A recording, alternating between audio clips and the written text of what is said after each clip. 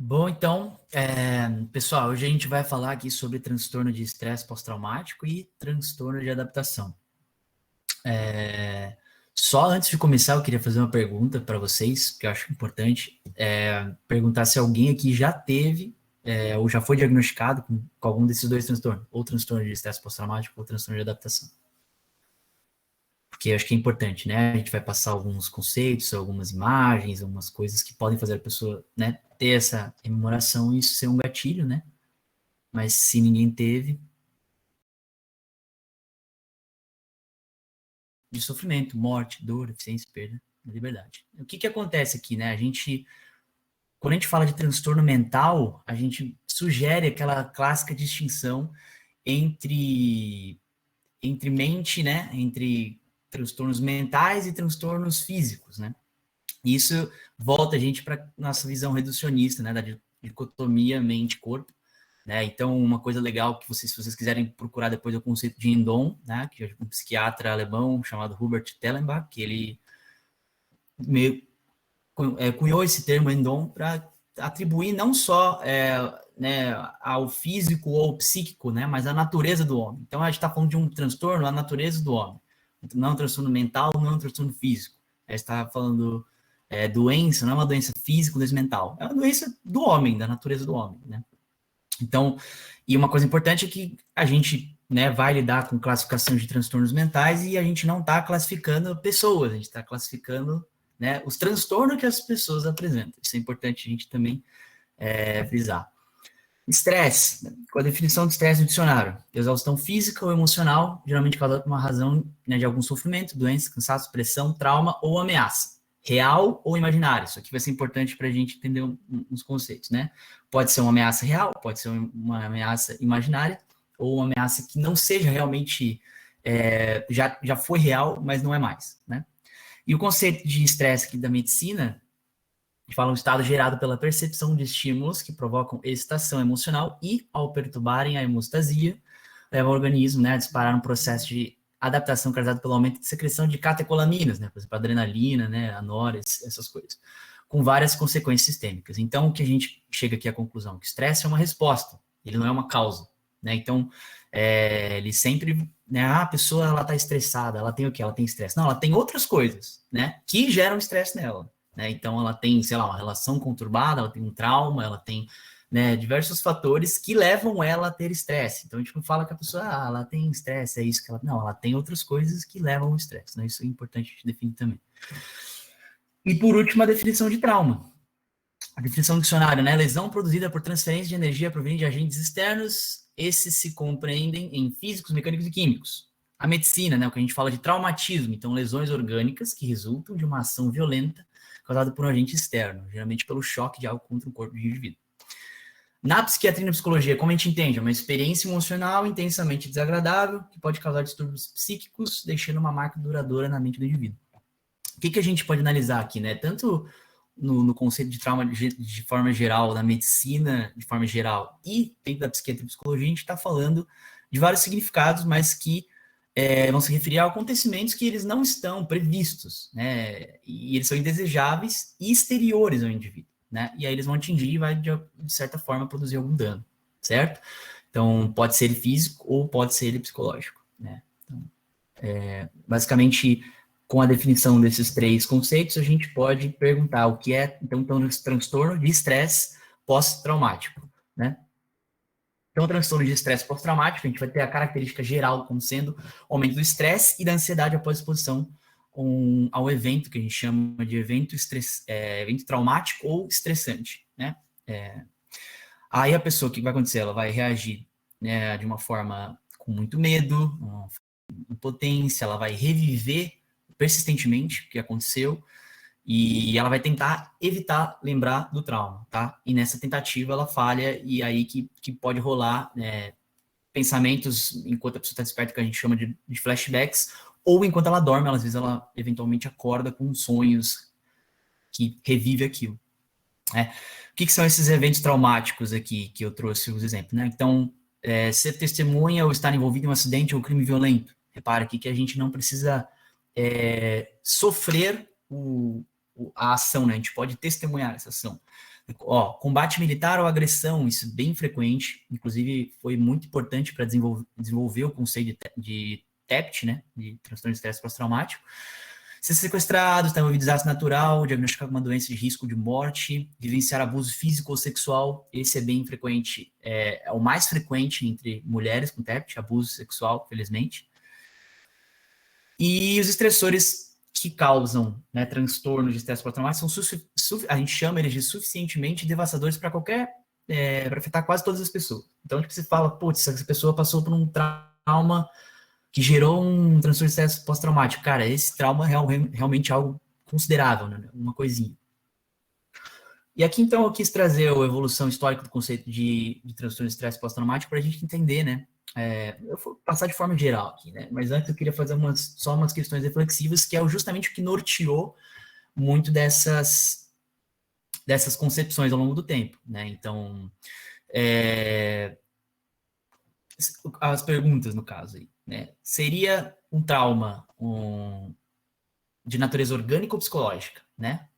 A pessoa que ela tem uma reação ao trauma, ela tem essa reação no corpo porque ela desencadeou isso psicologicamente, ou, né, ela teve consequências físicas e isso desencadeou visões e etc. Né? Então, o que é traumático é próprio do evento de interpretação subjetiva do mesmo. Então, o que é traumático para mim não é traumático para outra pessoa, né? Então, isso é subjetivo, certo? Então, o evento, ele realmente tem que ser considerado... O que pode ser considerado um evento traumático ou não? E o próprio trauma que causa o transtorno mental ou são vulnerabilidades prévias, né, que o constituem. Então, o que isso significa? É o trauma em si ou é a minha propensão a esse trauma? São essas perguntas que a gente vai ter que pensar ao longo do tempo junto com o pessoal que foi estudando isso. Então, em 1889, né, um psiquiatra chamado Hermann Oppenheim, ele cunhou a primeira vez o termo neurose traumática, e aí que a gente, né, parte desse ponto aí para analisar. Mas, né, ele cunhou esse termo neurose traumática utilizando uma conotação totalmente organicista. Então, era meio que uma disfunção que gerava a pessoa que ela ficava, de certa forma, neurótica, né?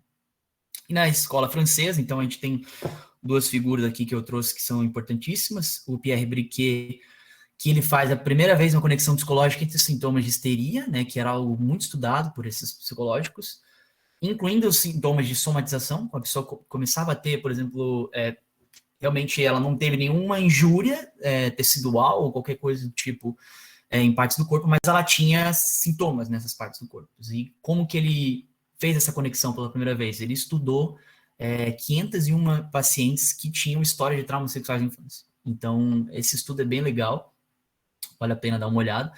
O Pierre Janet, já em 1889, ele criou o termo que a gente conhece como subconsciente, né? Muitas pessoas conhecem o termo a partir de Freud, tem muita gente que acha, inclusive, que foi Freud que cunhou o termo, mas na verdade foi esse Pierre Janet.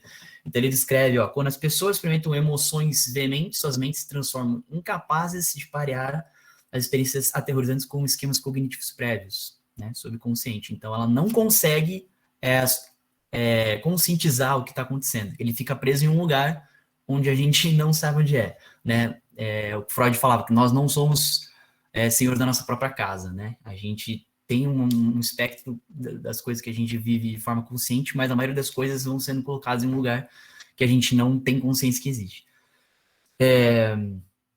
Então, como resultado disso aqui, o que acontece, né? As memórias, as experiências traumáticas não conseguem ser integradas na consciência e aí elas vão permanecer dissociadas, realmente. E aí tem assim como o controle voluntário, né? Então, a primeira compreensão mais abrangente dos efeitos dos traumas sobre a mente, que é do Pierre Janet, beleza? Então, peraí, voltando aqui. Isso. Eu já falando dos trabalhos do Freud, né? O importante é esse estudo sobre a histeria que ele fez. Então, eu tirei esse trechinho aqui. Os histéricos sofrem principalmente de reminiscências de uma experiência traumática que está constantemente forçando sua presença na mente do paciente, que permanece fixado no trauma. Então, você vê aqui que ele realmente atribui, né, o processo de histeria a reminiscências de uma experiência traumática, né? Então, que está realmente sendo, né, constantemente forçada ali na cabeça do paciente, né? Então, fica permanecendo lá.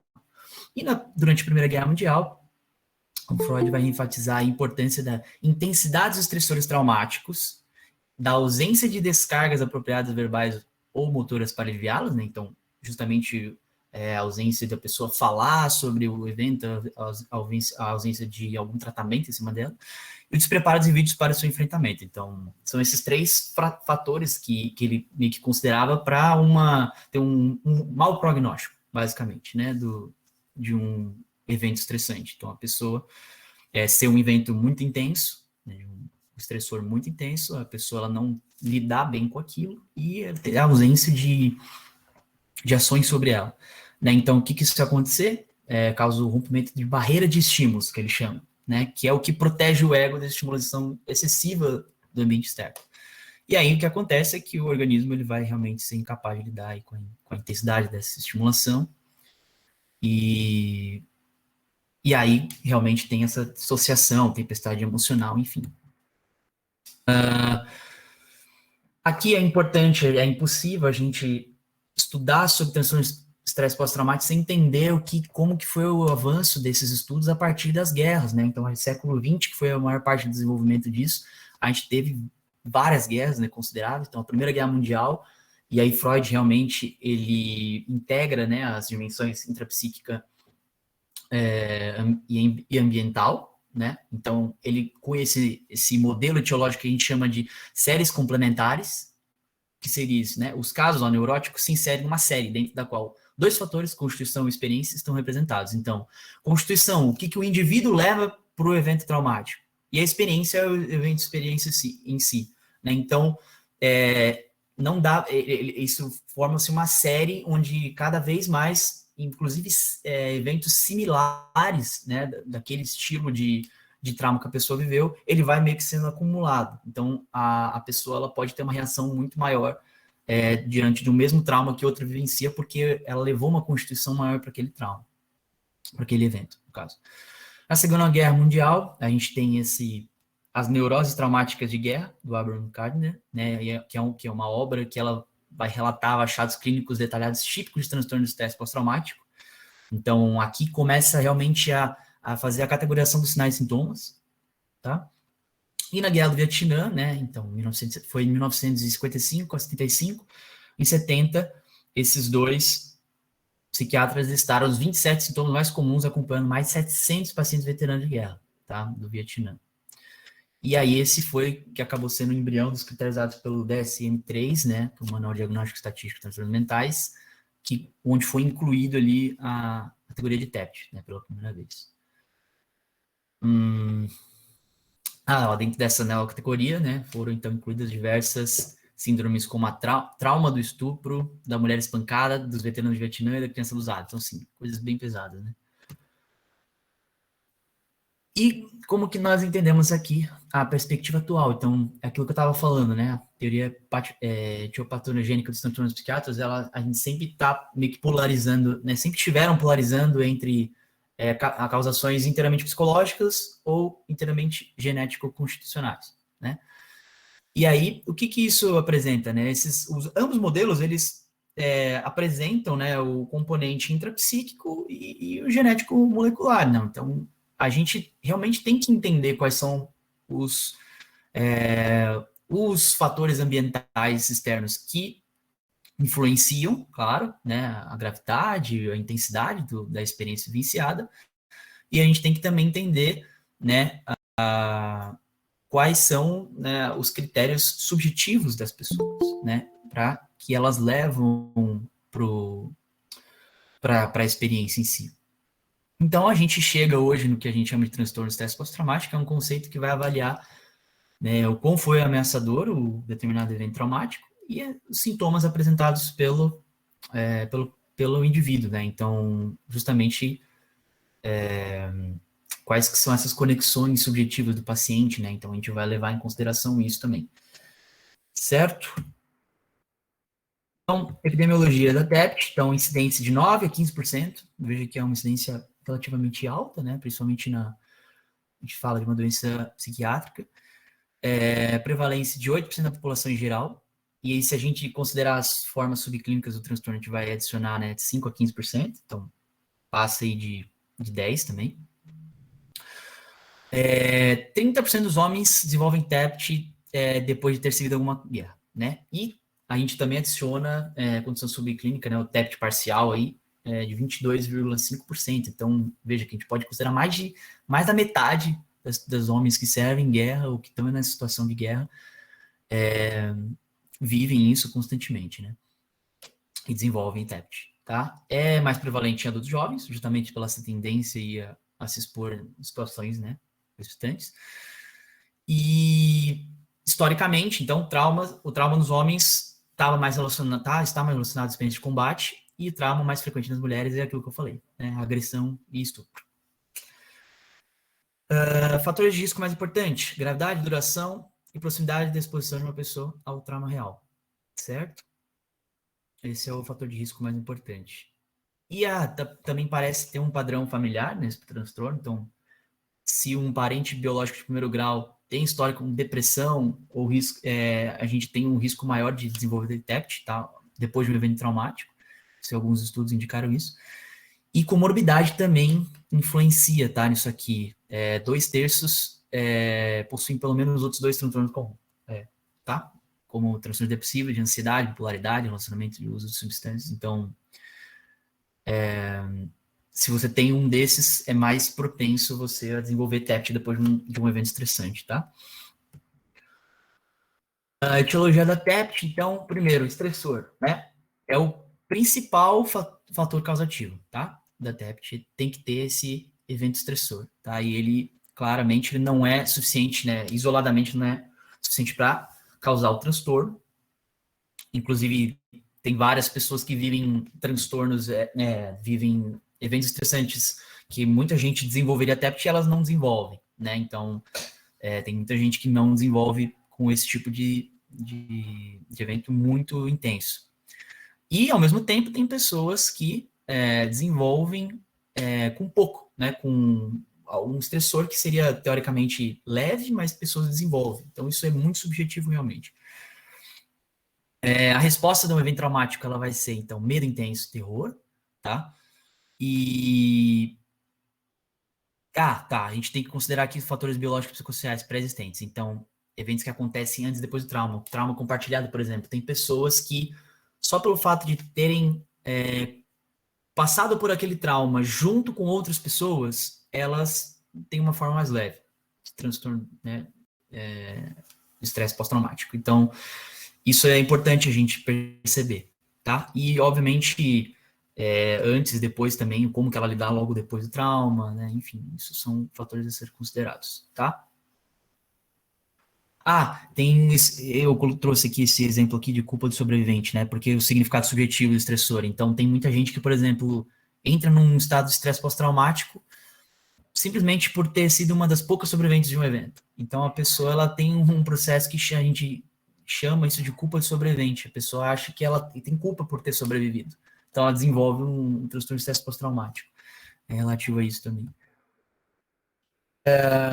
Outra etiologia, os fatores de risco, no caso, né? Então, olha só, 60% dos homens e 50% das mulheres já experimentaram algum tipo de trauma significativo, enquanto a prevalência de TEPT durante a vida é apenas 8%, como a gente viu. Então, mesmo quando a gente se defronta com um trauma que é considerado devastador, a maior parte das pessoas realmente não tem transtorno de estresse pós-traumático, mas é aquilo que eu falei, né? Mas a gente tem eventos que podem ser mundanos, menos catastróficos, e a maioria, para a maioria, e aí algumas pessoas podem produzir TEPT, né? Mas, assim, fatores de vulnerabilidade predisponentes do TEPT. Então, presença de trauma na infância, pessoas que tiveram algum trauma considerável na infância podem tem maior propensão a desenvolver o transtorno. Traz transtorno de personalidade borderline, paranoide, dependente, antissocial, sistema de apoio familiar adequado, isso influencia muito também. Sexo feminino, né, mas em mulher é mais tem maior vulnerabilidade por aqueles contextos que eu expliquei, né, de agressão e tal. Vulnerabilidade genética e doença psiquiátrica, tá? Então, se pessoas têm tendência já a ter doenças psiquiátricas, ela também pode desenvolver mais fácil. Mudança de vidas estressantes recentes, percepção em um locus de controle externo, né? Causa natural em vez de um interno. O que é isso aqui? Esse locus de controle que a gente chama é basicamente o quanto a pessoa atribui a ela mesma a capacidade de ter experiências positivas na vida e tal. Então, se a pessoa ela tem um locus de controle mais interno, né? Ou seja, depende de mim para as coisas darem certo e tal, e menos do externo, ela tem menor tendência. Agora, se ela acha que as coisas, né, tem maior tendência a achar que ela é sacaneada, em que ela não tem um poder de ação por ela mesma, que sempre é o que é externo que vai causar a situação dela, então ela tem uma maior tendência, né, a ter transtorno de estresse pós-traumático. E claramente ingestão excessiva de álcool recentemente. Essas pessoas, ela tem uma tendência alcoólica, ela tem uma experiência traumática, tem uma consequência aí, certo? Fatores psicodinâmicos, então, qual que é a hipótese do modelo psicodinâmico? O trauma reativa um conflito psicológico previamente adormecido, mas não resolvido. Tá? Então, o significado subjetivo de um estressor pode determinar sua traumagenicidade. E eventos traumáticos podem encontrar ressonância em traumas infantis. Né? Então, o que a gente vê aqui é que, basicamente, a gente não necessariamente viveu exatamente o que aquele trauma, né, aquele evento estressante a gente não viveu esse evento estressante em específico, mas a gente tem um trauma que pré-existe, às vezes ele não tem nada a ver com o tipo de evento, mas esse novo evento ele vai simbolicamente despertar esse conflito que a gente tinha. Tá? Então, esse é um dos fatores psicodinâmicos, né? Essa é uma da hipótese psicodinâmica. Então, a gente também tem a incapacidade de regular o afeto, isso pode também resultar de um trauma. Somatização e alexitimia podem estar em eventos posteriores do trauma. Esse alexitimia aqui, não sei se todo mundo sabe, mas é basicamente a dificuldade que as pessoas têm de expressar o que elas estão sentindo, né? De entender um pouco as emoções e falar. Isso de forma, obviamente, exacerbada, né? Todo mundo tem, de certa forma, um grau de dificuldade. E as defesas comuns do ego utilizado incluem, né? Negação, minimização, cisão, identificação projetiva, dissociação e culpa, né? Então, tudo isso aqui serve como defesa contra o desamparo subjacente, tá bom? Então, o ego sempre tem os mecanismos de defesa dele, e esses mecanismos de defesa, por incrível que pareça, são que acabam gerando a doença em específico, tá? Modo de relação objetal, tá? Envolve a projeção e introjeção dos seguintes papéis: salvador onipotente, abusador e vítima. O que é essa relação objetal? É basicamente o atributo do ego justamente de interpretar as relações como papéis, como objetos, né? Então, se você pega o bebê, ele vai aprendendo com a mãe, que a mãe é sinônimo de amamentação, a mãe é sinônimo de afeto, né? Então, a relação, ela se pauta basicamente por algum fator, por algum objeto, tá? Então, nesse caso aqui, quando tem um evento estressante, né, um estresse pós-traumático, a gente vai ter aí ela meio que objetificando as pessoas que participam daquilo como o abusador, a vítima, pode ser ela a vítima, né, pode ser uma outra pessoa, mas tem o abusador e tem um salvador onipotente, né? Claramente, se ela sai em relação a isso, ela pode atribuir esse papel a outras pessoas, né, que estão envolvidas ou não, ou o próprio terapeuta logo depois, enfim. Mas sempre rola essa relação aqui, tá bom? E fatores cognitivo-comportamentais, tá? Qual que é a hipótese desse modelo cognitivo aqui? Então, as pessoas afetadas não conseguem processar ou racionalizar o trauma que precipitou o transtorno. Então, elas vão continuar experimentando esse estresse e tentam evitar experimentá-lo por meio de técnica de evitação. Então, basicamente, o que acontece? Né, esse modelo aqui, ele postula duas fases de desenvolvimento. Então, primeiro, a pessoa teve o trauma, né? E esse trauma, ele vai produzir uma resposta de medo, e essa resposta, ela meio que é associada a um estímulo condicionado. Esse estímulo pode ser as visões do que aconteceu, pode ser sons, né? A pessoa, sei lá, algum acidente, alguma coisa, cheiro que estava no momento. Então, ela vai produzir um estímulo condicionado, tá?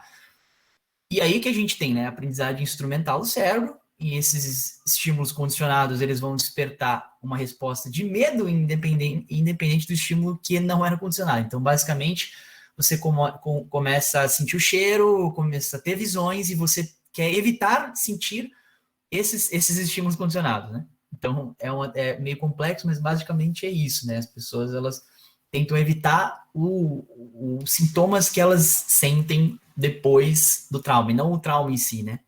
Putz, a visão, putz, o cheiro, putz, o som, e eu não quero ter a visão, não quero ter o som, né? Não é só revivenciar o trauma, é ter os estímulos que são condicionados, tá?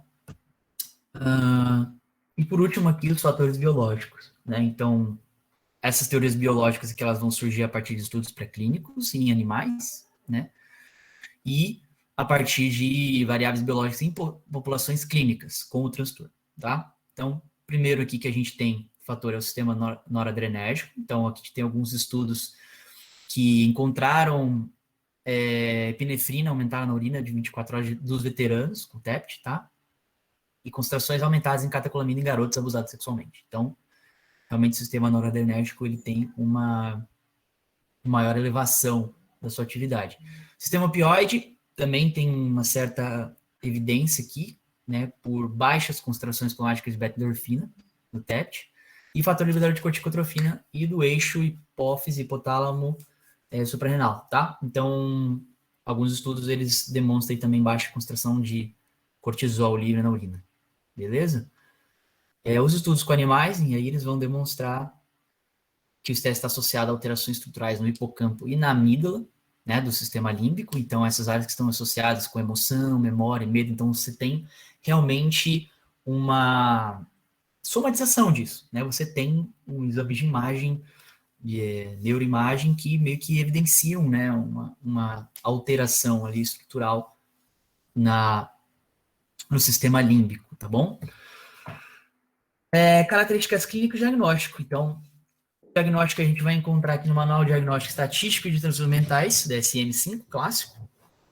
E o que ele vai considerar? Então, vamos analisar aqui. Exposição a evento estressor. Então, aquilo que a gente falou, eu estava falando até agora, né? Então, tem que vivenciar diretamente, testemunhar pessoalmente. Então, eu estou vendo alguém, né, assistindo algum trauma de alguém, alguma coisa, ou ter conhecimento de um evento com uma pessoa próxima. Isso pode acontecer também. Estava lendo ali que teve um relato de uma série de pessoas que desenvolveram transtorno de estresse pós-traumático simplesmente por já ter medo de avião ou coisa assim do tipo e morar em Nova York, por exemplo. Aí, a partir do 11 de setembro, a pessoa claramente fica com um transtorno. Ela não vivenciou, nem testemunhou pessoalmente, mas teve conhecimento e aí realmente gera um medo generalizado. Intrusão, que são exemplos de intrusão que eu trouxe aqui. Lembranças, sonhos angustiantes, reações associativas, a gente chama de flashbacks, tá? Sofrimento psicológico e reações fisiológicas intensas. Então, é basicamente isso, né? São as coisas, os cenários que nós montamos na cabeça. Então, pode ser realmente lembrança, que a gente lembra, pode ser o sonho, pode ser flashback, realmente ver a cena de novo, ou simplesmente ter um sofrimento psicológico, né? E tá sofrendo, ou ter reações fisiológicas intensas, tá bom? Evitação, então, são os esforços para evitar as recordações, pensamentos, sentimentos, tá bom? Então, isso também é um dos critérios. E alternâncias de humor e cognição. Então, a pessoa tem expectativa negativa, persistente, exagerada, estado emocional negativo persistente, incapacidade persistente de sentir emoções positivas, e às vezes rola a amnésia dissociativa, né? A pessoa não se lembra de momentos do trauma ou momentos depois do trauma, né? Isso também serve para diagnosticar. E hiperexcitação, então comportamento irritadiço, né? A pessoa pode estar extremamente irritada, xingar, ter comportamento imprudente, às vezes, né, a pessoa tem comportamento autodestrutivo, sobressalto exagerado, né? A pessoa você vai falar com ela, a pessoa já toma um susto, tem isso o tempo todo, insônia, a pessoa não consegue dormir, hipervigilância, a pessoa fica querendo estar atenta a tudo que está acontecendo o tempo todo, com medo, olhando para fora, olhando para a janela, e ter problema de concentração, né? Esses são exemplos aí de precipitação. Diagnóstico. Então, essa perturbação, ela deve durar mais de um mês, tá bom? A causa do sofrimento, a gente tem que ter, né, causa sofrimento significativo e prejuízo social. E a perturbação também, ela se deve aos efeitos fisiológicos, ela não pode se dever a efeitos fisiológicos de uma substância ou outra condição médica, tá bom? Se tiver outra condição envolvida ou tiver efeito fisiológico, a gente não diagnostica, tá bom? E pacientes que têm todos os sintomas, mas não dura, né? Estão abaixo aí de menos de um mês, a gente vai diagnosticar como transtorno de estresse agudo. Não é transtorno de estresse pós-traumático ainda, né? Mas é transtorno de estresse agudo. Pode ser que a pessoa não chegue em um mês. Isso às vezes é normal, né? A pessoa ter algumas reações, umas lembranças fortes e realmente ter alguns sintomas relativos a isso, mas vai passando com o tempo. E é legal, depois, se vocês quiserem dar uma olhada, né, nesse manual aqui, porque ele vai mostrar aí também as diferenças, né, para crianças que ocorrem em crianças de 6 anos ou menos, que também é diferente, né, a criança, primeira infância, ela não tem uma personalidade formada, então isso pode ser determinante. Quando também ele faz uma distinção também em transtorno de estresse pós-traumático que tem ou não sintomas dissociativos, né? Então, despersonalização ou desrealização. O que é a despersonalização? Justamente você sentir meio que como se fosse um observador aos processos mentais que você está vivendo, né? Então, é meio complicado de entender sem ter tido isso aqui, né? Mas é basicamente a pessoa acha que ela não é ela mesma, ou que os sentimentos, as visões que ela está tendo não são delas, né? Então é um processo bem complexo, né? A gente que relata como se estivesse em câmera lenta também, como se estivesse em um sonho. E a desrealização é também achar que tudo que está acontecendo ao seu redor meio que não é real mesmo, né? Então é meio onírico, né? Ou tá distante do que você está vivendo, distorcido. Isso são dois sintomas dissociativos que se chamam, tá? E uma TEPT é um outro tipo de TEPT, que é um pouco mais sério também. Diagnóstico diferencial aqui, então a gente tem transtorno de pânico, então a pessoa ela vai ter ansiedade proeminente também, vai ter excitação autonômica, que também são dois sintomas do transtorno de ansiedade generalizada, né? Só que tanto no transtorno de pânico quanto de ansiedade generalizada, você não vai ter a revivência e evitação do trauma, né? Aquele processo em que as pessoas ficam não querendo ter a memória, não querendo ter as visões e continuam tendo, tá? Também pode, né, depressão maior. Fenomenologicamente elas são distintas, você consegue distinguir, mas ela pode estar de forma comórbida, isso é importante também. A gente sempre perceber que, às vezes, a pessoa ela pode ser diagnosticada com depressão maior também. Personalidade borderline, transtornos dissociativos, que tem uma categoria só para isso também. Pode ser que ela tenha aquilo tudo que a gente viu, que é um TEPT com transtorno dissociativo, ou pode ser que ela tenha só o transtorno dissociativo. Então, isso é importante também averiguar. E transtornos factícios, tá? A pessoa ela chega lá e ela vai simplesmente te falar tudo isso e vai falar que tem visões, que tem flashback, que tem tudo isso, e você vai realmente identificar achar que é um TEPT, mas na verdade isso tudo ela tá criando, ela tá te falando e não tá vivenciando nada disso. Esse é bem complexo da gente tentar entender, né? Os transtornos factícios, que a pessoa meio que cria esse tipo de coisa. E intoxicação aguda ou abstinência de algumas drogas, tá? Isso também pode causar os sintomas que a gente tem ali. O segredo aqui para diagnosticar, então, o TEPT vai envolver, obviamente, o exame cuidadoso, né, e o tempo decorrido entre o evento traumático e o surgimento de sintomas. Sempre tem que lembrar disso também, né? Um mês ali para ter desenvolvimento. Antes disso, não pode ser diagnosticado, tá? Qual que é o prognóstico e o tratamento? Então, o TEPT, em geral, ele vai se desenvolver, né, ao que eu falei, ó, ele pode ser de 1 semana a 30 dias, tá? Pode começar a ter esses sintomas. Eles podem flutuar ao longo do tempo e ser mais intenso durante alguns períodos de estresse. E se eles não forem tratados, isso aqui é interessante, né? Se não forem tratados, cerca de 30% dos pacientes se recuperam completamente.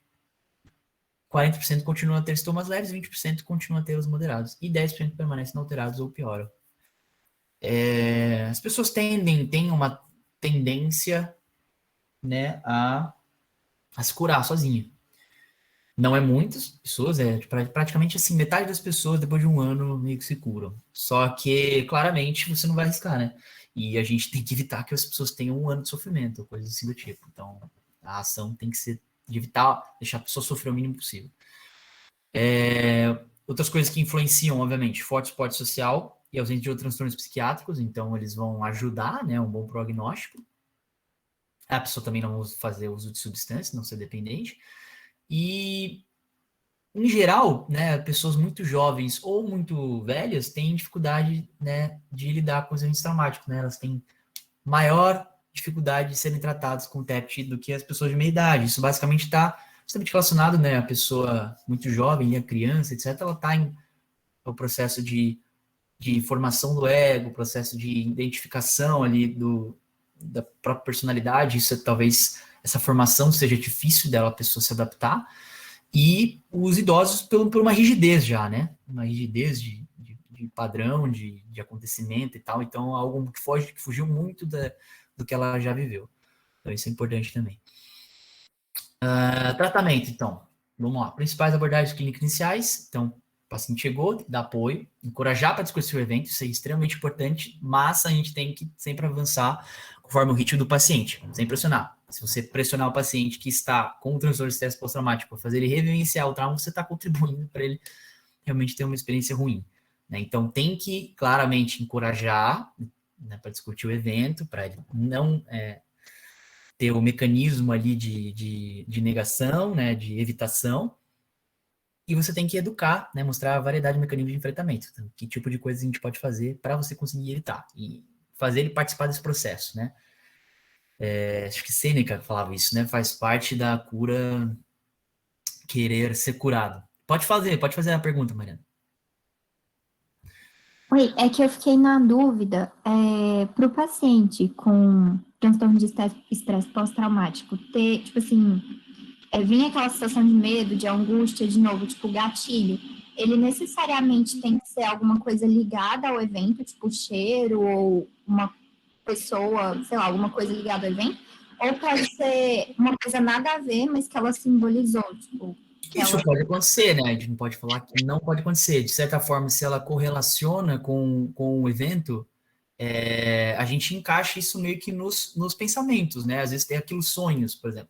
A pessoa tem sonho constante, não necessariamente foi exatamente o que aconteceu, mas, por exemplo, a pessoa sofreu um acidente, sei lá, de carro, mas ela pode sonhar que está sofrendo outros tipos de acidente, né? Então, ela pode criar simbologias. A mente é uma coisa muito louca, né? Então, o que importa é se você começar a analisar realmente, a pessoa teve um trauma, tá tendo, né, visões, tá tendo...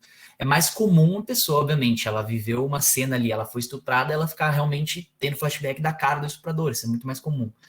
Mas também não dá pra gente afastar essa possibilidade da pessoa simbolizar alguma coisa, né? Isso pode acontecer. Entendi, obrigada. No tratamento aí inicial também, a gente pode utilizar sedativo hipnótico, tá? Se for útil, não, se a pessoa está extremamente estressada, para você conseguir conversar, tentar dar uma baixada nela, né? Ou usar o hipnótico. Mas, obviamente, né, a gente tem que sempre lembrar que a ênfase tem que ser na educação do transtorno. Então, a pessoa ela tem que estar ativa no processo da própria cura, né? Tanto farmacologicamente quanto psicoterápico, tá? Depois a gente vai ver aí que aquele bônus que eu falei para vocês que eu queria trazer. Muito provável que isso aqui em breve não vai mais ser as medidas, tá? E claramente a gente tem que trabalhar para acabar com o estigma, noção de doença mental e tal. Tem muita gente que não é isso é frescura que você está tendo com o tempo passa, isso não é uma doença mental, não quer ser diagnosticado. Tem muita gente que não vai no psiquiatra porque não quer ser diagnosticado, né? A pessoa ela tem todas as características que ela está sofrendo e mesmo assim ela não quer ser diagnosticada, porque o problema é ser realmente diagnosticado com um problema mental, né? Ou uma doença mental, e não tudo que ela está vivenciando. E claramente a gente tem que solicitar e dar apoio para a família. Então você tem que acolher a família, falar, ó, né, a pessoa está passando por esse tipo de problema e tal, é isso, esse aqui é o diagnóstico dela, não precisa do seu apoio, mas o que vocês precisarem, eu também estou aqui à disposição. Então, assim, tem que ver esse contato, né? Tratamento farmacológico. Então, vamos lá. Vamos dar uma olhadinha nisso aqui de forma geral, tá? Tratamento, os fármacos de primeira linha. Então, inibidor seletivo de captação de serotonina. Então, dois exemplos aqui, a sertralina e a paroxetina, são os mais comuns, tá? Eles têm bons índices de eficácia, tolerabilidade e segurança, tá? A buspirona também é serotoninérgica e pode ser útil em alguns casos. Substâncias cíclicas, então, imipramina e amitriptilina, né? elas também têm alguns ensaios clínicos controlados que apoiam o uso delas. Né? Claro, a gente sempre tem que olhar, né? A pessoa tem, se ela tolera um, tem que ir para o outro, a gente sempre vai, mas é basicamente a primeira linha. Se ela não tolerar, a gente vai para as outras opções. Ou se ela também for resistente, isso a gente vai sempre ser algo que a gente vai lidar, né, dentro da psiquiatria. Pessoas são resistentes a alguns tratamentos. Outras substâncias aí que podem ser úteis aqui também é os inibidores de monoxidase, tá? IMO, como esse fenilzina, trazodona e os anticonvulsivantes, né? Carbamazepina e o valproato, tá bom? Tá. Alguns estudos também revelaram, né, melhores no TEP de pacientes com inibidores reversíveis da monoaminoxidase e uso de clonidina e propanolol. Ó, passei aí no teste da fala aí dos... são agentes antiadrenérgicos, né? E esses dois aqui, em específico, eles são sugeridos justamente pelaquela teoria, né, que a gente estava vendo da hiperatividade noradrenérgica no transtorno. Então, pacientes realmente que... eu nem cheguei a falar isso, acho. Nesse caso aqui, ó, tem um estudo... Cadê? Isso eu já passei muito.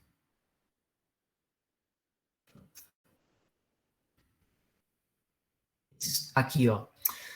Nesse sistema noradrenérgico aqui, eu vi também um estudo que eles meio que administraram ioimbina, né, para pacientes veteranos de guerra, e de todos os pacientes que eles administraram ioimbina, 40% deles tiveram flashbacks. Então, assim, também é algo interessante para a gente tentar ver a fenomenologia do...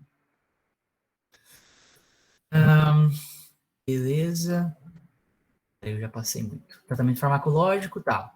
Tratamento psicoterápico. Então, a psicoterapia, obviamente, é recomendada, tá bom? Ela é extremamente útil no tratamento de indivíduo com TEPT. E qual que é o principal objetivo, né? Aqui os terapeutas, eles vão ter que conseguir ultrapassar a negação dos pacientes do evento traumático, tá? Então, vai ter que encorajar, relaxar, afastar eles da fonte de estresse, né? E as principais aqui, intervenções psicoterápicas da terapia comportamental, cognitiva. Eu acho que se a Luísa quiser depois me corrigir, mas acho que parece que hoje em dia mais terapia cognitivo-comportamental mesmo, que estão se usando, né? Meio que uma junção das duas. Hipnose.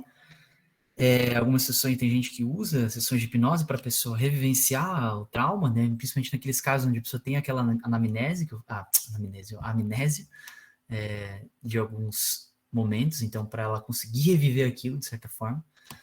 Psicoterapia psicodinâmica, isso aqui é muito interessante, então a pessoa meio que ela faz a reconstrução dos eventos traumáticos, né, com a pessoa, né, para ter a reação de novo e a catarse e conseguir vivenciar aquilo. Muito tipo, em parte porque a pessoa, ela vivenciou aquilo, mas ela não queria vivenciar, ela estava consciente daquilo. Por exemplo, um caso de estupro, a pessoa realmente não está querendo vivenciar aquilo, então ela entra num processo de negação em que o próprio cérebro dela fica com o trauma, está dissociado porque ela não aceita aquilo, e aquilo fica para sempre lá, só que ela não entende que o que ela precisa não tem o que fazer, você tem que vivenciar o que você vivenciou. É louco isso, né?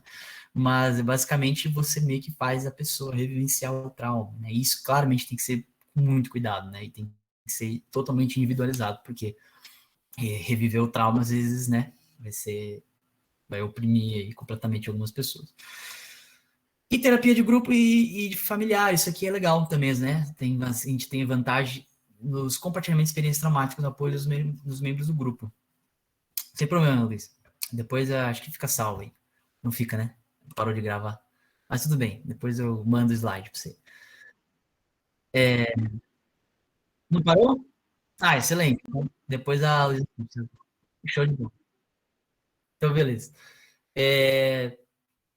Isso é legal, né? Porque, ó, terapia familiar, então, às vezes, as pessoas, elas, né, só do fato de poderem estar com outros membros da família dela ajudam no processo da terapia, e terapia de grupo, né? Isso foi bem efetivo, principalmente nos casos lá da Guerra do Vietnã, né? Pacientes que indivíduos que vivenciaram juntos alguns fenômenos e eles tiveram que fazer a terapia junto e melhorando junto. Então, isso tem realmente algumas vantagens, tá?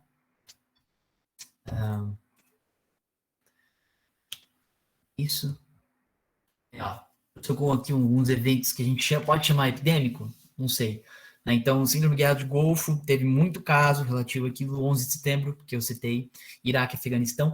É claro, esses aqui são os exemplos que o Kaplan trouxe, né? Mas você vê que é sempre basicamente relacionado ali com os Estados Unidos, né? Mas assim, se você for hoje na Síria ali, com certeza a gente vai ter muito caso de transtorno de estresse pós-traumático, né? E em vários outros cantos do mundo também, onde as pessoas passam por esse horror, lá na Palestina, na China, enfim, em vários lugares, né?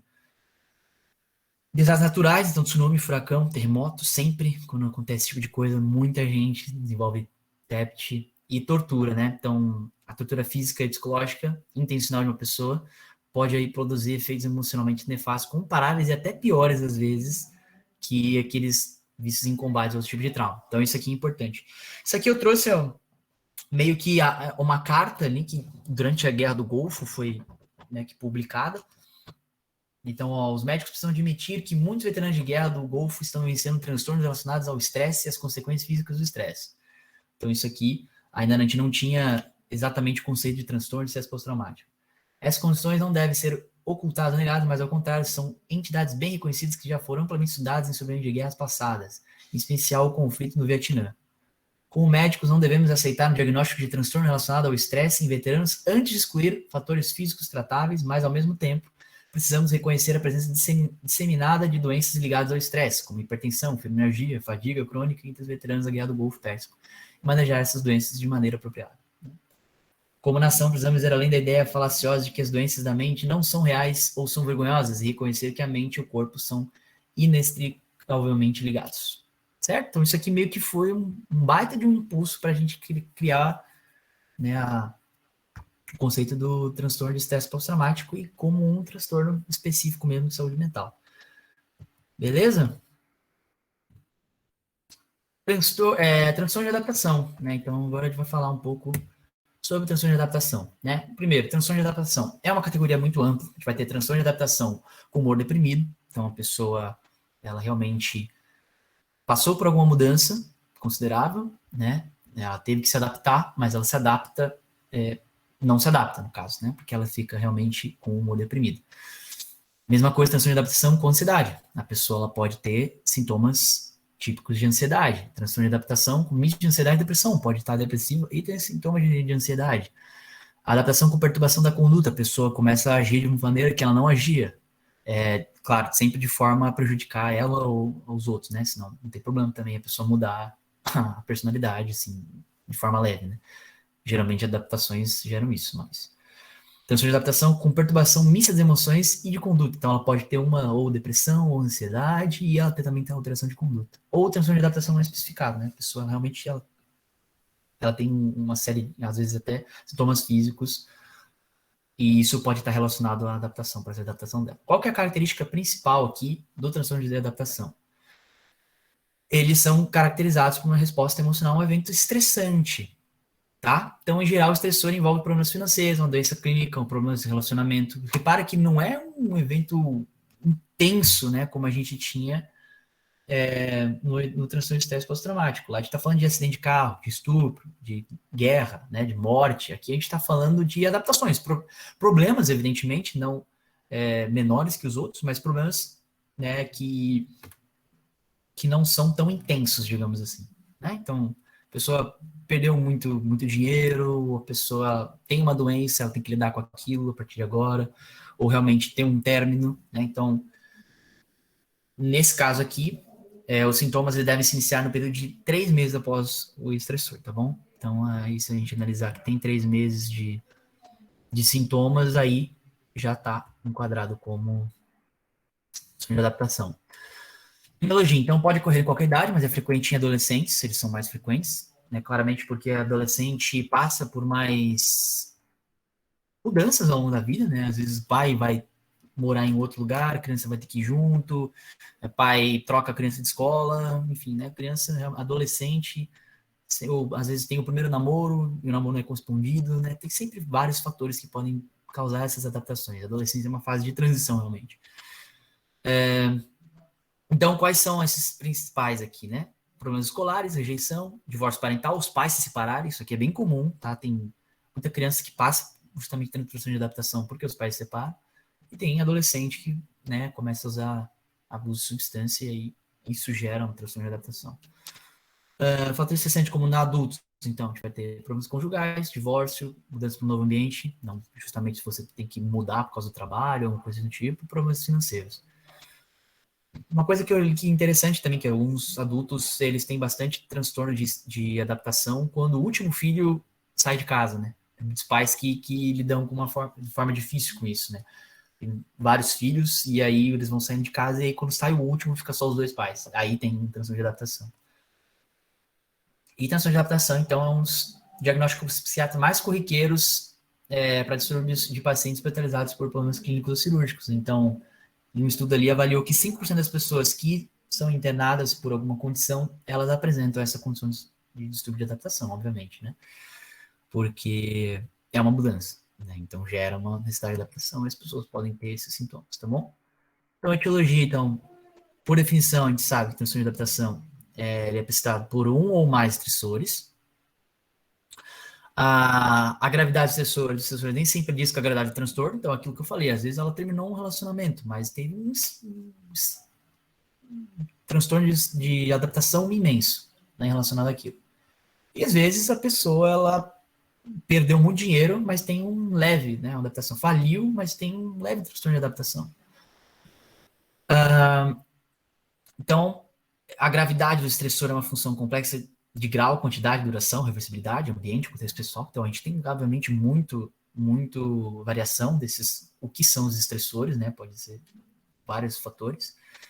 E os fatores psicodinâmicos, então, na natureza do estressor, né? Assim, de casos conscientes e inconscientes que o estressor dá para aquele estressor, né? Então, qual a vulnerabilidade pré-existente do paciente? Aquilo que a gente falou para o TEPT se aplica aqui, né? Às vezes, a pessoa, ela, quando era criança, adolescente, os pais separaram, ela já tem um conceito de, né, não desenvolveu o transtorno de adaptação, mas aí, né, na vida adulta, ela tem que passar por um processo de divórcio, porque o parceiro quer. Então, aquilo, obviamente, gera um transtorno de adaptação muito maior, tá bom?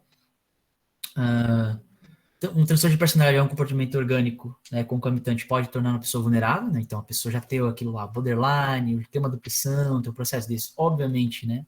Vão tornar ela vulnerável, ter transtorno de adaptação.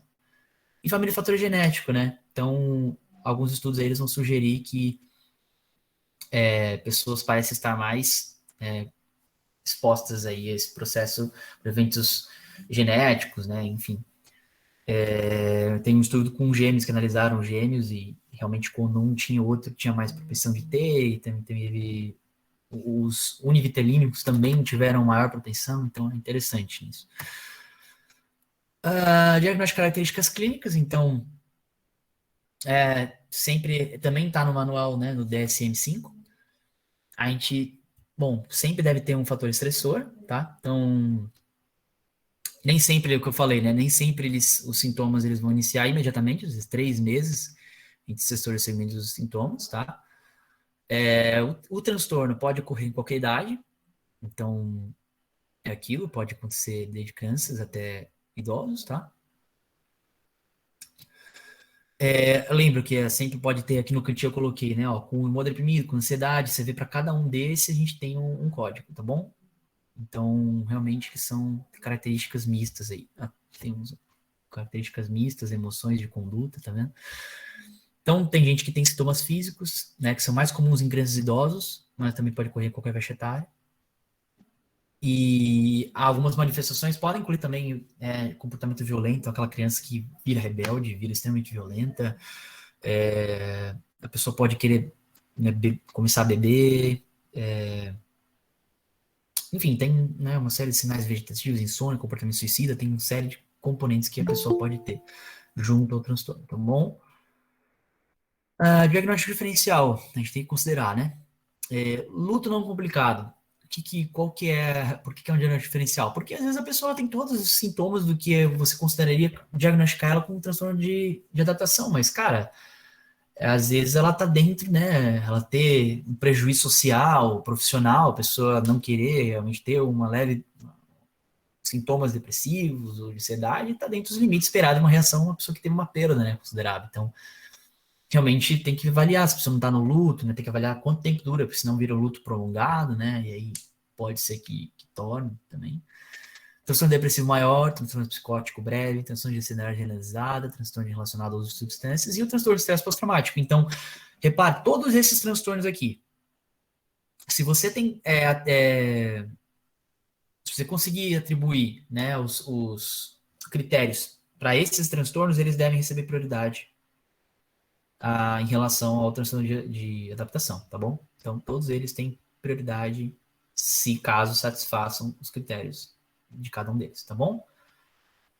Então, como a gente não existe um critério absoluto que vai ajudar a gente a distribuir um transtorno de adaptação de outra condição, né, a gente tem que realmente ficar bem atento, tem que ter o julgamento clínico, tem que ter avaliação da importância daquele evento estressor do paciente. Às vezes vai ter uma condição comórbida, isso não vai ter como fugir.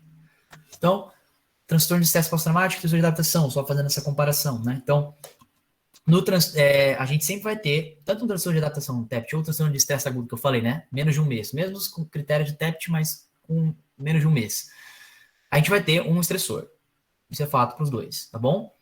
No TEPT, né, o transtorno de estresse agudo, e no transtorno de estresse agudo, a gente vai ter a natureza do estressor muito mais bem caracterizada. Pô, é aquilo que eu falei, foi um acidente de carro, foi um assalto, foi um sequestro, foi um estupro, né? Foi uma guerra, enfim, qualquer esse tipo de coisa são muito mais bem caracterizados.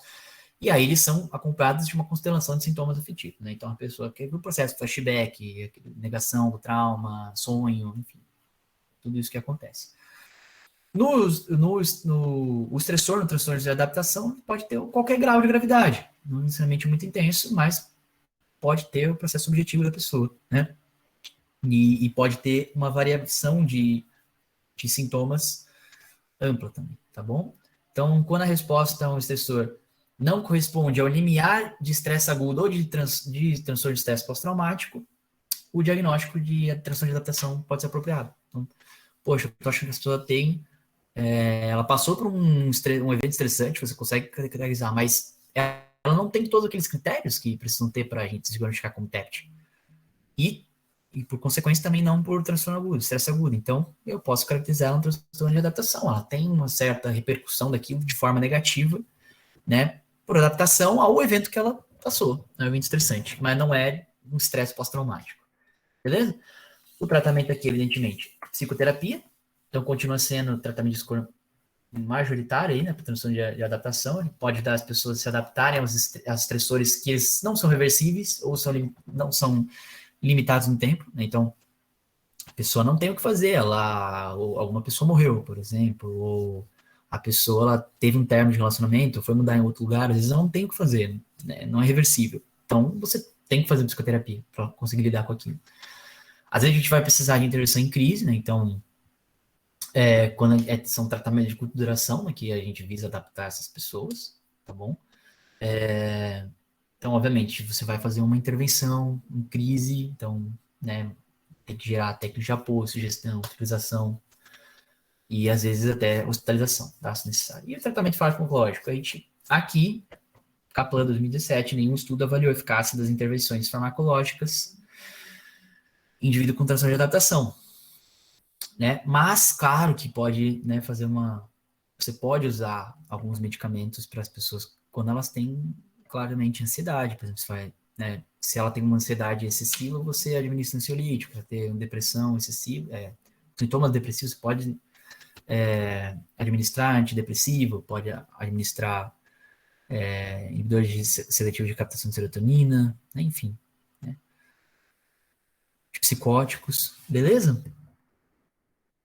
Aqui vai o bônus que eu falei para vocês. Isso aqui é algo que eu tenho aprendido bastante nas pesquisas que eu estou acompanhando, que eu estou fazendo também, e da participação que eu tenho no Instituto Faneros, que é a psicoterapia assistida por psicodélicos. Pessoal, isso aqui, vocês podem fazer perguntas se vocês tiverem também, tá? Mas eu basicamente vou falar de forma geral o que é essa novidade, o que está acontecendo, e como que ela tem um impacto muito significativo nas psicoterapias e na saúde mental de forma geral, na psiquiatria, tá bom? Então, o que são substâncias psicodélicas de forma geral, tá? A gente tem o que a gente chama de psicodélicos clássicos, que é psilocibina, o LSD, mescalina e DMT, tá? Psilocibina é um psicodélico que a gente encontra nos cogumelos, que algumas pessoas chamam de cogumelos mágicos, tá? LSD, uma substância sintética, desenvolvida por Albert Hofmann na década de 40, no laboratório de Sandoz, extraído por meio do fungo do centeio. Mescalina, uma substância antiquíssima também, que era utilizada há muito tempo por indígenas do México, extraída do cacto peyote. E o DMT. DMT tem várias origens, né? Tem DMT que é extraído de casca de árvore. DMT é um dos principais componentes psicoativos da ayahuasca, de um veneno de sapo, que tem algumas tribos na Amazônia também que utilizam, tá? E eles têm uma característica comum que eles são bastante semelhantes à molécula de serotonina, tá bom? Então eles vão realmente se ligar ali em alguns receptores de serotonina. Qual é o contexto histórico da proibição desses medicamentos, né? A gente sempre tem que levar em consideração isso. Por que esses medicamentos foram proibidos de forma geral? Obviamente tem o boom ali dessas substâncias a partir da década de, obviamente, 40, 50, né, com o Hoffman, quando liberou o LSD, psilocibina, começaram a também fazer estudos, ter experiências e começaram a ter publicações na Life ali na década de 50 e 60, que foi o auge disso aí, né, que é um movimento até dos hippies, né, que foi associado ali da década de 60, da contracultura, o movimento da contracultura. Então, o que essas moléculas, essas substâncias fazem, basicamente? Essa substância, ela tem um processo que a gente chama de neuroplasticidade, tá? É complexo entender isso aqui, mas basicamente a gente tem no cérebro, né, conexões inter-regiões do cérebro, né? A gente sabe que a gente tem o sistema límbico, a gente tem o córtex pré-frontal, né? A gente tem o, o cerebelo, enfim, a gente tem várias partes do cérebro diferentes. E a gente faz, obviamente, conexões específicas, né? A gente tem um modo de rede que a gente chama de modo de rede padrão, basicamente, que é ele que faz interconexões parte do cérebro e ele cria o conceito de ego, né? Então, ego é basicamente isso, um conjunto de interconexões entre partes do cérebro que consegue fazer a diferença entre o que é eu e o que é você, o que pertence a mim e o que pertence ao exterior, certo? No caso, eu coloquei essa imagenzinha aqui para vocês darem uma olhada, nos diversos estudos. Isso aqui é um cérebro de uma pessoa normal, que foi administrado placebo. Esse aqui é um cérebro de uma pessoa que foi administrado uma droga psicodélica nela, qualquer uma dessas que seja. Essas partes coloridinhas aqui são partes do cérebro, e essas conexões são as interconexões neuronais. Basicamente, o que aconteceu? O modo de rede padrão da pessoa foi eliminado, ou seja, a pessoa tem o que a gente chama de dissolução do ego, tá? E a gente sabe que a maioria dos processos de trauma, de vício e, enfim, de uma série de fatores prejudiciais à própria saúde mental da pessoa está relacionado com o mecanismo de defesa do próprio ego. Então, uma vez que você dissocia o ego, você dissocia o modo de rede padrão, você tem o que a gente chama de neuroplasticidade. Então, basicamente, a pessoa ela começa a ter a possibilidade de ressignificar traumas e ressignificar coisas, tá bom? O que acontece isso aqui? É interessante, porque a gente tem vários clichês da experiência psicodélica, as pessoas geralmente saem, tem uma característica inefável de que ela teve uma experiência que é impossível ela conseguir descrever, ela tem uma experiência linda, maravilhosa, sai cheia de sentimento de amor por tudo, por todos. Esse que foi o clássico, o clichê da experiência psicodélica da década de 60, dos hippies, faça amor, não faça guerra. E, obviamente, isso no contexto da Guerra do Vietnã. Então, a gente tem um contexto de proibição, porque o presidente dos Estados Unidos, na época, que me fugiu a memória agora, me fugiu, peraí.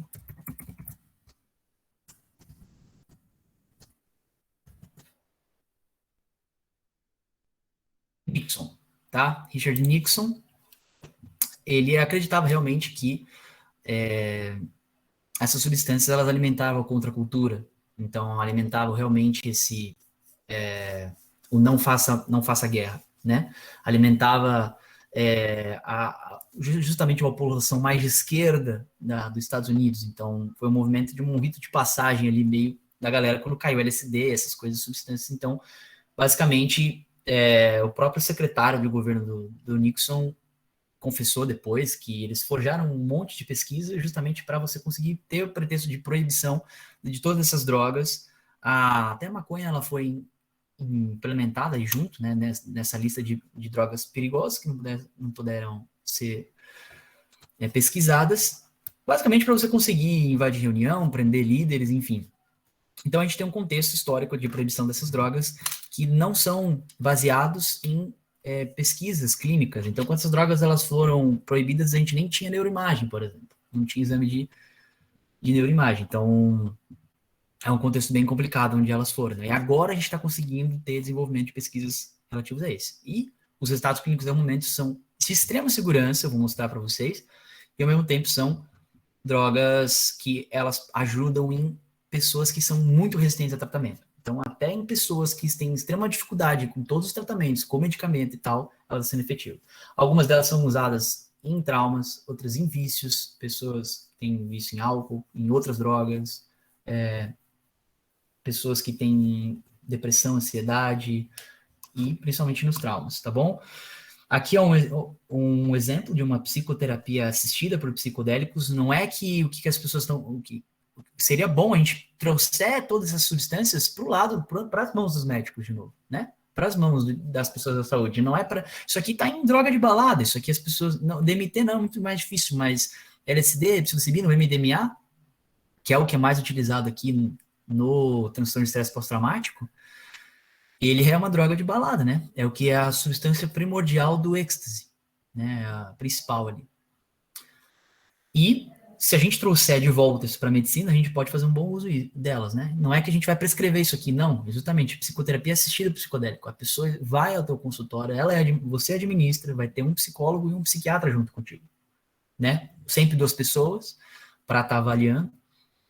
E você vê que o contexto já é totalmente diferente. Ela não está numa cama de hospital, uma coisa que remeta a um ambiente acolhedor, um ambiente agradável, com fechamento dos estímulos visuais e geralmente com playlist com uma música, com músicas agradáveis, músicas que vão meio que conduzir a experiência da pessoa.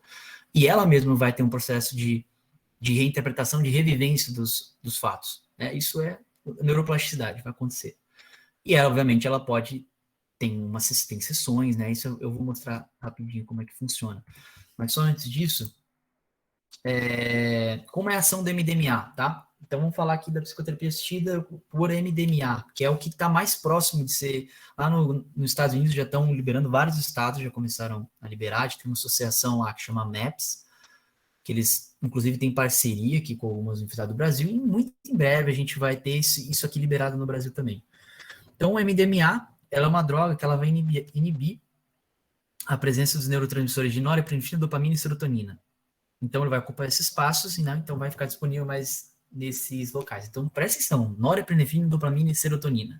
Serotonina, ela vai aumentar o hormônio do amor, o hormônio aí que as pessoas têm da felicidade e tal. Dopamina, a pessoa vai ter uma extrema sensação de prazer. E norepinefrina, ela vai ter o raciocínio mais rápido. Então, olha que interessante quais são os efeitos em conjunto dessa substância. A pessoa vai ter uma maior empatia, uma sensação de bem-estar, diminuição da ansiedade. Uma pessoa que está no estresse pós-traumático, você imagina como deve ser essa sensação, que ela não sente há muito tempo. E um calor emocional, estimulação mental. Então, basicamente, ela vai ter uma melhora no raciocínio das emoções que ela está sentindo e consciência, e conseguir expressar isso, vai processar o que ela está sentindo. Ela vai ter um aumento da empatia, de poder falar coisas e ser bem recebida por outras pessoas. Ela, na memória, ela tem... ela age na memória de longa duração, então a pessoa pode até reviver alguns outros momentos específicos que estavam relacionados com aquele tipo de trauma, tá?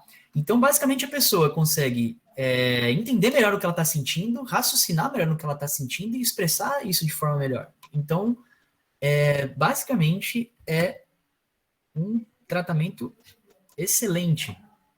E aqui eu trouxe só para a gente dar uma avaliada. Por exemplo, drogas, olha isso aqui, né? Dando uma olhada nas 20 drogas, umas 20 drogas. Álcool é a droga mais liberada aí, né? No mundo todo.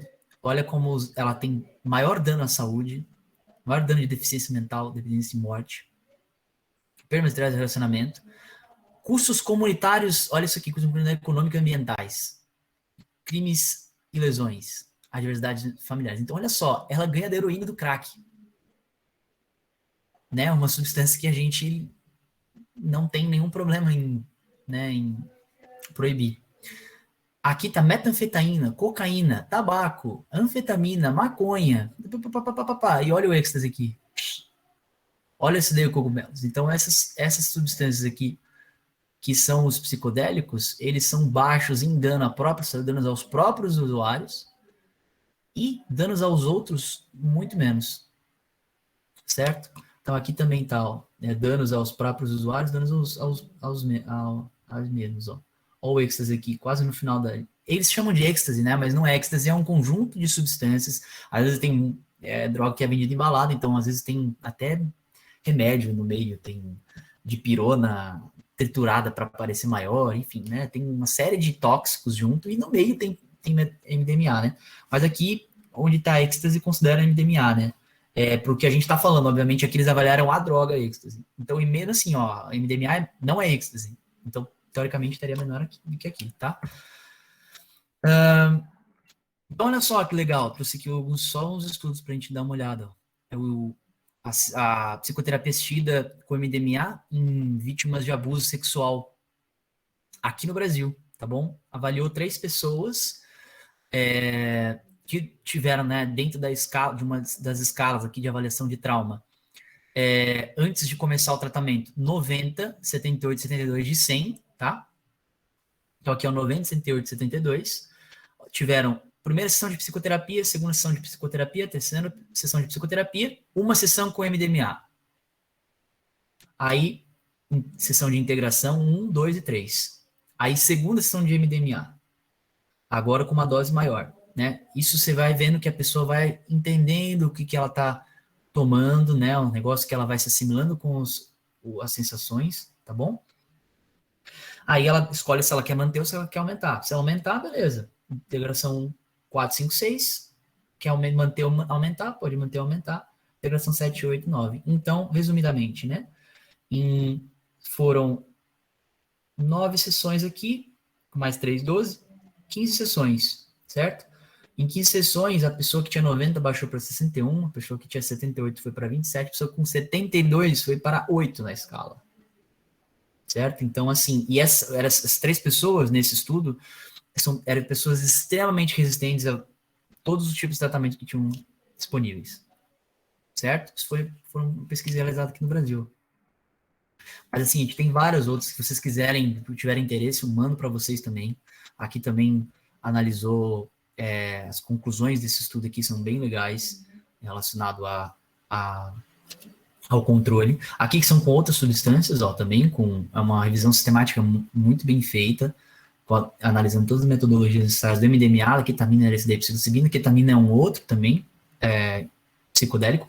MDMA, ele não, tem gente que considera psicodélico, tem gente que não considera, tá? Ele não é alucinógeno, né? Tem essas outras substâncias que podem ser consideradas alucinógenas, não é um melhor termo hoje em dia para se falar, mas elas podem ter processos de distorção, né, da imagem ou do que você ouve, né, processos sinestésicos muito maiores. MDMA não. MDMA a pessoa está extremamente lúcida o tempo todo. Digamos que ela fica ainda mais atenta, né? E aqui, ó, eu trouxe uma matéria que foi na Nature, publicada na Nature ano passado, falando como o êxtase, lê-se aqui MDMA e psilocibina estão balançando a psiquiatria, tá? Então ele basicamente fala como as pessoas, como a psiquiatria vai ter que meio que se reformular para conseguir regular aí os resultados aí para o tratamento de depressão e esse transtorno de estresse pós-traumático, que essas duas substâncias estão sendo evidenciadas. Beleza? Alguém tem alguma pergunta em relação a isso aqui? Eu só vou dar uma olhada nos casinhos para a gente ver se identificou bem. Vamos lá.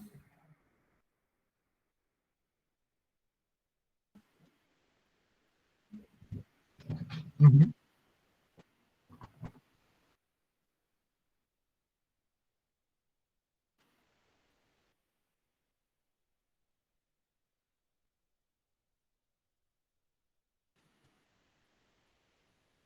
Sim, tem alguns estudos que a intenção não é você eliminar, né, os tratamentos que já existem, mas é você fazer uma associação às vezes. Só que a gente sabe que tem muito antidepressivo, ansiolítico e tem vários efeitos colaterais. Se você um dia conseguir fazer com 2, 3 sessões com que a pessoa ressignifique o próprio processo dela e não tenha mais transtornos de depressão e tal, é brilhante, né? Porque a pessoa encurta muito tempo de tratamento, né? Que às vezes ela fica um ano em tratamento e ela pode resolver em 2 meses. É muito interessante.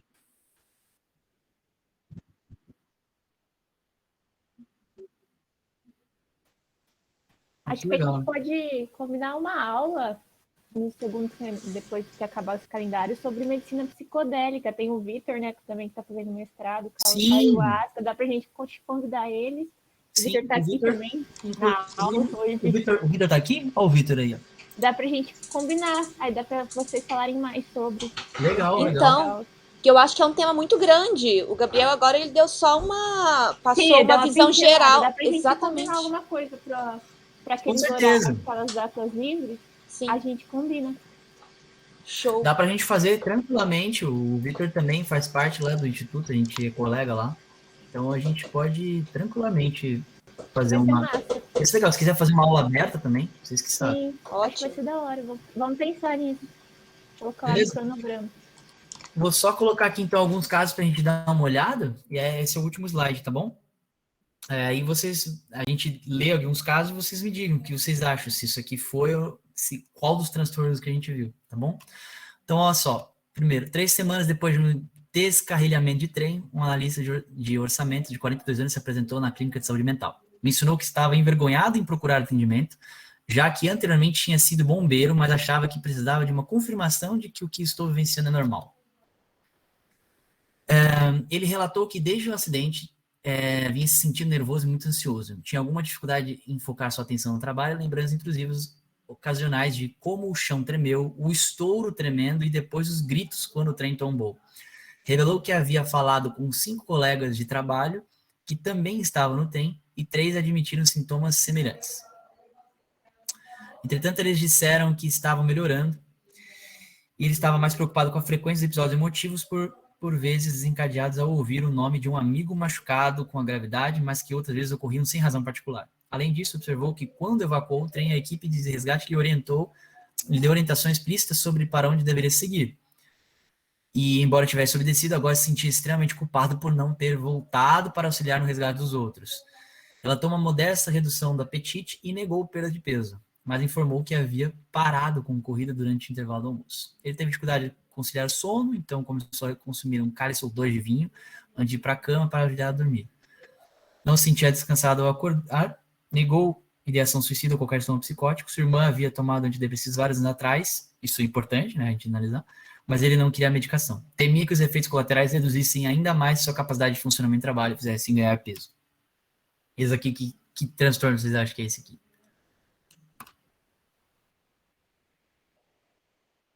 Esse aqui é um clássico exemplo de transtorno psicossomático com flashback, com prejuízo social, né, com um parente de primeiro grau com transtorno depressivo.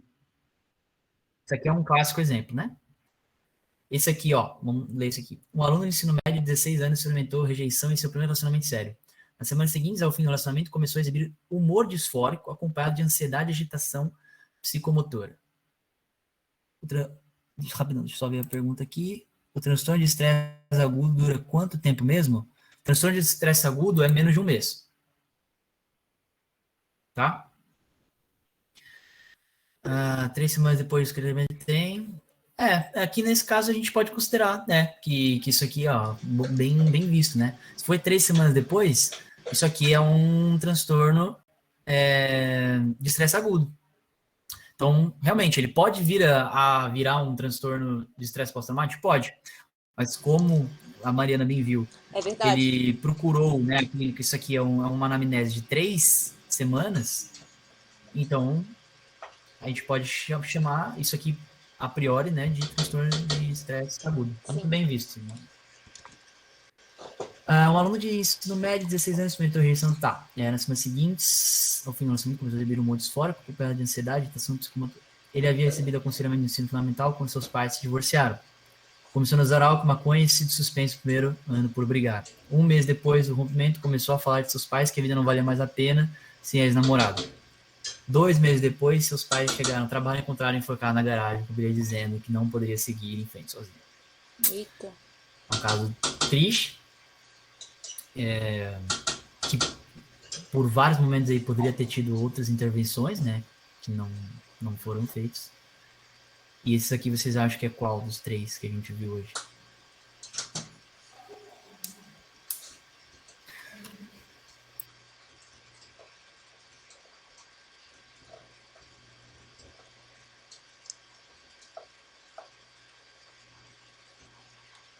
Tá mutado, Gabriel, áudio. Gabriel, seu áudio. Foi mal, desculpa. Acho que não. Então, sim, esse aqui é um clássico evento de transtorno de adaptação. Ou seja, né, teve um evento estressor ali que iniciou com o término do relacionamento e desandou em vários sentidos, né, enfim. E esse último, vamos analisar o último junto aí. A senhora M procurou o tratamento para sintomas que desenvolveu na sequência de uma agressão que havia ocorrido 6 semanas antes de sua avaliação psiquiátrica. Quando saía do trabalho tarde da noite, foi atacada em um estacionamento próximo ao hospital em que trabalhava. Ela foi estuprada, muito agredida, mas conseguiu escapar e chamar ajuda. No encaminhamento, relatou pensamentos intrusivos a respeito da agressão, incluindo pesadelos com eventos e visões intrusivas recorrentes de seu agressor. Contou que agora pegava o ônibus para o trabalho a fim de evitar a cena de ataque e que teve que mudar o horário para que não tivesse saído do prédio depois de escurecer. Além disso, relatou que tinha dificuldades em interagir com homens, sobretudo com aqueles parecidos com o seu atacante, e, consequentemente, evitava tais interações sempre que possível. A senhora M descreveu aumento de irritabilidade, dificuldade de permanecer dormindo à noite, pouca concentração e foco aumentado nesse ambiente, em particular após escurecer. E aí, esses aqui? Esse é o transtorno de estresse pós-traumático, porque ele tem 6 semanas, já deu 1 mês, então esse a gente já pode diagnosticar ele como de estresse pós-traumático. Perfeito. É isso mesmo. Então a gente tem 3 exemplos aqui, né, um de cada um. Viu? Tranquilo, né? Assim, tranquilo no sentido, né, de identificação. Claro que todos os casos são extremamente complexos e difíceis de leitura. De assimilar, né? Mas se você escolher uma boa anamnese, interpretar direitinho, a gente consegue identificar isso aqui. E a partir disso, ver quais são os critérios que a gente pode seguir com o tratamento, né? E é isso, pessoal. Parabéns, Cura. Parabéns. Nossa. Foi muito boa, realmente. Gostaram? Muito. Quando você Muito começou... legal que você trouxe também a parte de psicoterapia que fala? Psicodélica? Isso, psicoterapia assistida com psicodélica. Muito legal. Acho que dá pra gente combinar que lá vai ser bem massa. Vamos. O Vitor aí, a gente faz uma apresentação e tal. Eu acho que é bem legal. É uma coisa que dá pra ampliar muito. Tipo, dá pra analisar cada um dos estudos que a gente tem, dá pra gente falar dos mecanismos de ação de cada uma delas, das substâncias, então é bem legal. O que a gente sabe até agora, né, na verdade. Acho que vai ficar bem legal. Muito legal o seu plano de fundo, Ana. Gostei bastante. A maçãzinha tá anotando aqui, ó, freneticamente. Tadinha, ela é uma excelente aluna, ela tá anotando a aula inteira. Você viu? Ela tá. Ela manda um relatório pra gente. Sim. Mas adorei, Gabriel, muito bom mesmo. Quando você começou Foi a falar... Foi 1 hora e meia que eu peguei vocês aí, mas... Não, foi muito bom. Falei, né? Quando você começou a falar do transtorno de adaptação, eu falei, gente, mas qual que é a diferença? Como é que eu vou diferenciar os dois? Aí depois você juntou, você falou da diferença, aí deu pra entender direitinho. Conseguiu? Muito, sim. Era uma coisa que era importante, realmente, né? Sim. Os três, basicamente, né? É que um é o transtorno do estresse pós-traumático, só que agudo porque não deu um mês ainda, né? Sim. Então você fala que tá perdurando, né? Mas é exatamente isso. Excelente. Nenhuma dúvida, pessoal? Não. Tudo tranquilo. Esqueci do último slide que era aqui das referências, mas basicamente usei o Jornal de Psiquiatria do Brasileiro e usei o Kaplan, né? São clássicos. E aí também esses outros artigos que eu posso enviar para vocês a respeito da psicoterapia e tal, tá bom? Muito bom. Muito obrigada, Gabriel, pela aula. Deixa eu só